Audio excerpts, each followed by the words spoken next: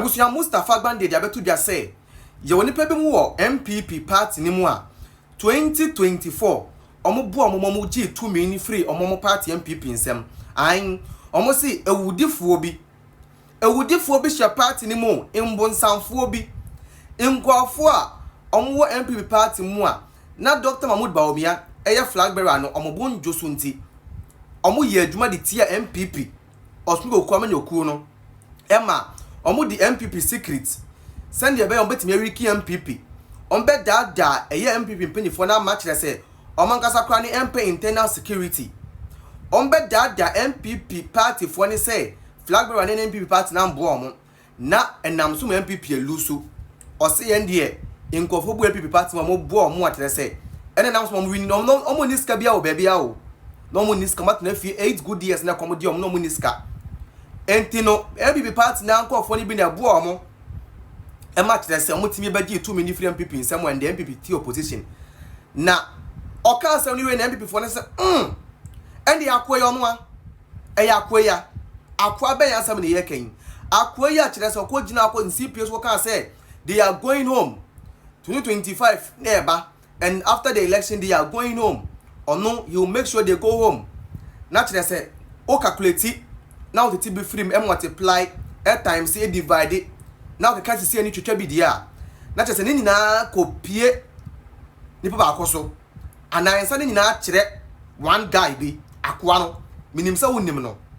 menso minim no na emo no obeka say because na make emeboa Mustapha Gbande nka ahwe enu nti yenko tie nsem o Mustapha Gbande dia to dwa no na yenhwe nipa na menso me suspect say yo no na ewia iba be confirm say yo no eyo no anase onyo no haya Ghana nsem TV bidin ameje so any promise yembon wudem ne yenko hwe video ni ba ewia na eche ba kire ya adwin ewo ho. I mean, I'll say it frankly, we had enormous support from within the MPP. Persons who believe that really that was not the MPP they knew. NPP has some they are living. They cannot.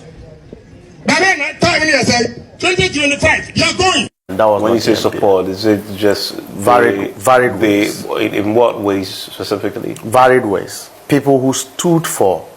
the country, people who just realized that no, enough was enough. That's NPP is looting this country as if there's no tomorrow. So much. Wow!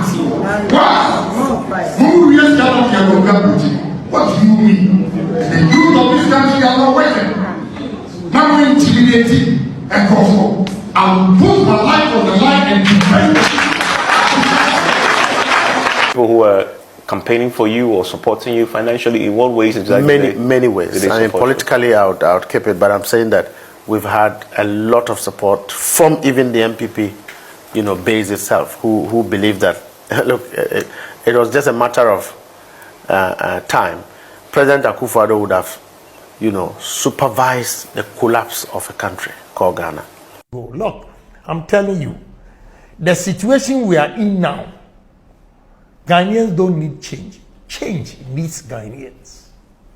Repeat that, please. So, and Ghanaians don't need change. Ghanaians don't need change. Change needs us. It means that we've gone past change.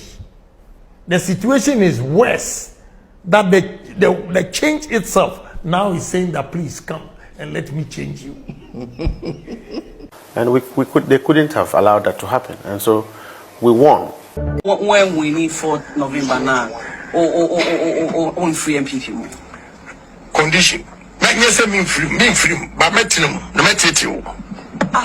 wow, party. Yeah, me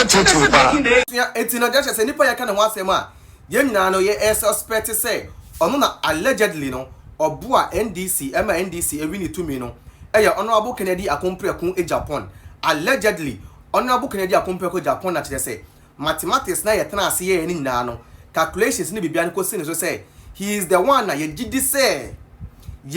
say allegedly no oye adwuma de tie MPP e de bua NDC se ne be ya NDC e betimi abeje 2 million esan say ye say assembly wono mo no ye twa hu baabi e de ye adanse ye nyina wa na eye A+ aye MP e de ma gomwa East and West mba ko. However, all better one thing say yewura honorable Kennedy Akompre ko Japan eboa no sikasem number 1 number 2 ochre no MPP candidate na onom no ne plans any ne security nyina o yidi ma no enne eboa mani timi win election no ewo sa ne constituency one day obey member of parliament odi na kunwa na koka NDC for edie ne ho wey actually say allegedly no we can confirm say allegedly no honorable Kennedy Akompre ko Japan is this person Mustapha Gbande eka say he was in the MPP of Boom Emma omutimi G2 the free MPP nsem. He is the one who weaken MPP party no eliki MPP secret no sanso bua NDC ewo sika ene eye operations afem Emma omutimi G2 the free MPP esan say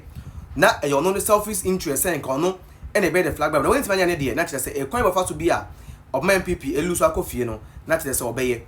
oda bu Kennedy Akompre ko Japan ye frau sebra na be yiwa no say amanfo allege say yewo na wodi sa bone no be na be yiwa no yewo anasa nyawo say yewo dia yakopon betua wo ka papa yakopon betua wo ka yie a kire say obetua wo ka mo wanka sa ne ka obetua no obetua wo ka wano no ayaka hu ano da say eye no kre say the ye suspect no yewo dia na me sha wo bo say nyame ya adoma 31st of January next month ya ebe yebe kira wo say party no wonka ho biom yebe gu woni mu ase ama woni megu ase ama party ne ebe yiwu edi every party ne mu yebe ma wo hu say die udua no enoa na wo betwa eno nti me ma 24 hours honorable Kennedy Akompre ko e Japan say bra na be yiwu ho ano say allegedly say ye ka say yewo and our support NDC mamuji too many free and seven enyawo nafa adanse any evidence akire say enyawo no fa bra na be yi ho anya sa de a ende na ebe sinipi say wo ene sa nipa na Mustapha Gbande e kan ho asba for now there it has been alleged say yawo and I di sa enyambra sam na wo di MPP secret any MPP bibia no e koma NDC fo a omhunu sane ye be ye edwuma enam so e mamuji city no e free ensem asemu ya asemu a emu eduru ya asemu a emu ehu ankasa na Ghana fo no ebia sati edi ho nkomo a omobusa se anyanya bia den ene be ma wankasa wo political party a ene nam so ama wa be ye ende Kennedy Japan eni mu nyina no eye sa party ni nti den pa ne besi ema se allegedly send your music na ene kra obetu sa anamon no na wakako ye sa de no ama ende o party e opposition allegedly honorable Kennedy Akompre ko Japan we yensam amanfo eka e de fa ho minimum se untimi nye sa eno ntimi mesre se obetimi aba bonten na waba be yi unhu ano na ma Ghana fo a sa me ne wo kai sa o ma dwen ayo montanta e wo ho no etimi ehu se asamu amanfo eka no enye sa na tie na unnim ehwo hwe we eyade ase we ya be boa wo as member of former member of parliament no ebetimi aboa wo ama won so ne bibia ye kama na ye kama nso ewo ho se na meka no ha ye Ghana Nsem TV se wo ba like na wa share na wa kire wa dwo comment section ne mu. What do you think about video ya ye hwe ye ene ensem a Mustapha Gbande de aba beto dwai ugidi se de all kano no kra na se no kra ugidi se wan ene odi Ghana ene MPP amambo no sa abone no mame hu nipa a ugidi se ye ono se nipa ya allege se Kennedy Japan no ugidi se ye ono ana se nipa foforo ebi then ena wodwini mame hu adwen kire e wo comment section ni mu ha ye Ghana Nsem TV din a meje so ene promise.